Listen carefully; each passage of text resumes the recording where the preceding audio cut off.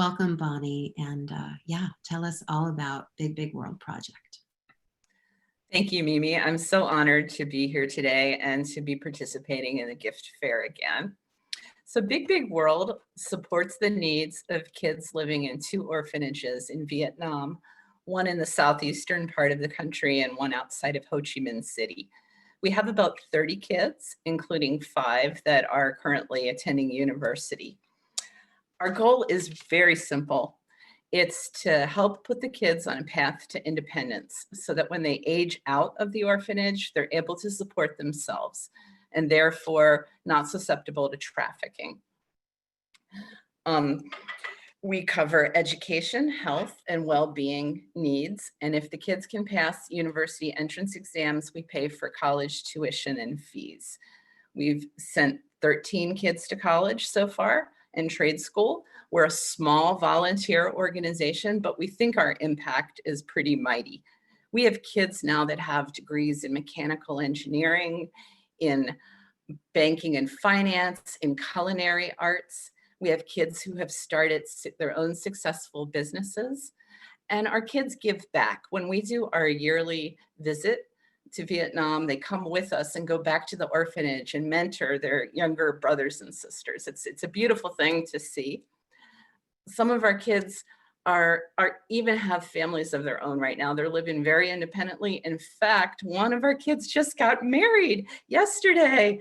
And looking at the wedding photos coming in from Vietnam, to see him and to think about the little boy I met 12 years ago in the orphanage, it's just amazing. So we work very closely with the caregivers at the orphanage and with our in-country staff person, Tao, to identify the needs.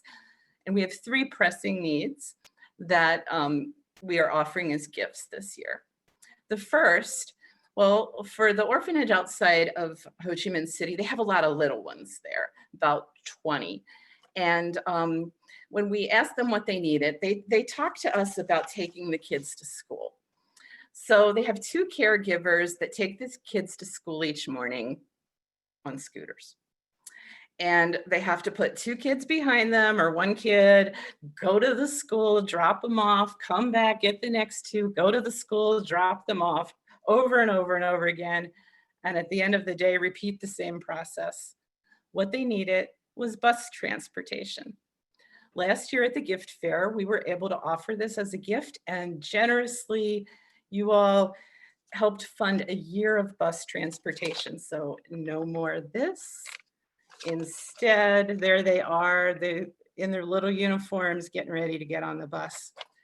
So for just $9, that will cover the cost of 1 child for a month to go back and forth to school. It gets them to school safely, and it also frees up time for the caregivers who aren't spending hours each day taking kids all around town, which personally, I relate to that one a lot, although not so much since the pandemic. For our second gift, it's $25 for a month of living expenses or incidentals for our older kids. Now, while we are able to fund tuition and through donations, we've found that kids also in college need a little extra money for things like food or rent or maybe an English class. So for $25, that would help kids like Tan, who just started college in Ho Chi Minh City, where rents are rising like dramatically and very quickly. For our kids who are in high school, and we have 3 of them right now, this money goes into an account and helps them with little incidental expenses, but also provides a cushion so that when they get ready to leave the orphanage, whether they're going to college or an apprentice program where they're going to have to buy supplies and maybe transportation, they have a little bit to help them get out there in the world. If you have older kids, I know you can relate to this, right? And then for the third gift, well, the third gift has to do with health. You know, when we started Big Big World in 2008, we focused a lot on education, but you know, you quickly learn there's a lot more to helping a kid be successful in school than books and supplies. Kids can't learn if they can't read the blackboard. They can't learn if their teeth hurt. So we started funding yearly dental and vision exams. The first year when we went over on our yearly trip and took all the kids to the dentist, a shocking number of teeth were pulled without Novocaine. Some of these children had never been to the dentist before. Now they're all doing great. They're getting great checkups, and that yearly visit is so important. And the confidence. I mean, some of our kids needed serious dental work. We had one little girl who never smiled because she didn't want anyone to see her crooked, crowded mouth. And then through donations, we were able to fund dental care for her. And now, I mean, she's a different person. So this gift for $50 will cover 1 year of the dental visits or eye exams for one child. And so thank you for letting me talk about Big Big World. You can see photos of our kids and read their stories on our website at bigbigworld.org. And for anyone watching, I'm happy to answer additional questions at info@bigbigworld.org. Thanks. Great. Thanks so much, Bonnie. Yeah, that's what a wonderful story. I love just thinking, because I know I've had root canals before. I know how distracting it is when your teeth hurt, and obviously I have glasses, so I know how hard it is when you can't see what's being taught to you. So sounds like those are some really wonderful projects that you've been doing, and yeah, and I think that we all forget how lucky we are, that we sort of sometimes take for granted the fact that you can, get your teeth fixed when they hurt, and that you can get your prescription adjusted when you're over 50 and need your trifocals or whatever it is. So it sounds like a really wonderful opportunity to be able to make some really big impacts that are going to allow them to be there, be focused, attend, and really get the most out of that education. And I love that they have these long span, that you're really with them. I think for all children, that level of consistency, that level of knowing someone's there for you, and knowing that not only are they there, but that there's layers of people behind them, right? That there's layers of people here making little, medium, or large contributions as they can to really, just knowing that sort of stability is there, really, I'm sure is quite a big contribution to that transformation that you're seeing in the children. Yes, Mimi, thank you.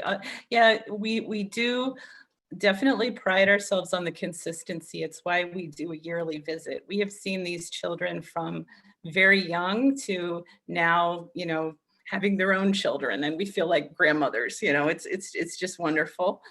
We do get all of our funding. I saw a question pop up through donations.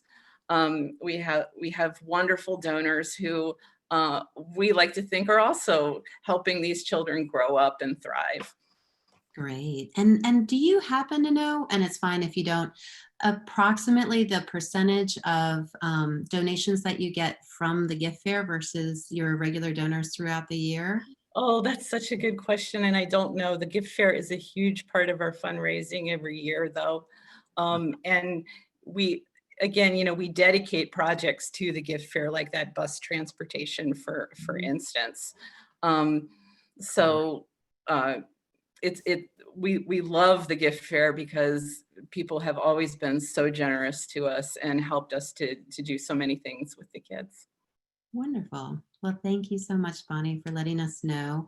And I will just mention, but before I introduce Heather, that one of the things that we do as an organization is we ask every 501c3 to provide to us a letter of commitment that the funds that they get are going to be earmarked. So you can know as a contributor that if you give $100 to a group for that dental visit, that the funds can only be used for that. So not only are we vetting organizations to make sure that they're in good standing as 501c3s, but we're also making sure that the funds that are delivered for particular items are actually going to be used that way. So thanks so much, Bonnie. Thank you. Thank Hope you you have very a much. wonderful year. Yeah. And so now